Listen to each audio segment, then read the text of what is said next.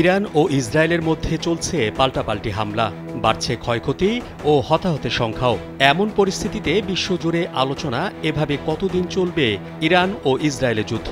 ঠিক এ সময় যুক্তরাষ্ট্রের প্রেসিডেন্ট ডোনাল্ড ট্রাম্প সামাজিক যোগাযোগ মাধ্যম ট্রুথে এক বিবৃতি দিয়ে বলেছেন, ইরানের পারমাণবিক চুক্তিতে স্বাক্ষর করা উচিত ছিল। তিনি দাবি করেন, তাদের চুক্তি স্বাক্ষর করতে বলেছিলাম, এটা লজ্জার আর মানব জীবনের ক্ষতি।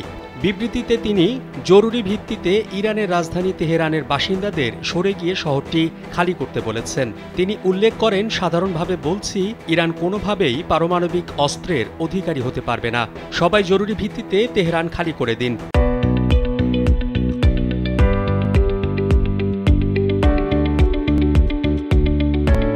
ইসরায়েলের সঙ্গে ইরানের যুদ্ধের মধ্যে ট্রাম্প কেন এমন বিবৃতি দিলেন সেটি স্পষ্ট নয়। তবে এই বিবৃতিতে অবশ্যই ইরানের সঙ্গে পারমাণবিক চুক্তি নিয়ে কথা বলেছেন তিনি। এতে ইরানকে দ্রুত সময়ে চুক্তি করার আহ্বান জানিয়েছেন ট্রাম্প। যুক্তরাষ্ট্রের প্রেসিডেন্ট ডোনাল্ড ট্রাম্পের তেহরান খালি করার আহ্বানকে ভয়াবহ ও চরমভাবে উদ্বেগজনক বলে মন্তব্য করেছেন যুক্তরাষ্ট্রের think tank centre for international policy এর নির্বাহী সহসভাপতি ম্যাথিউ ডাস।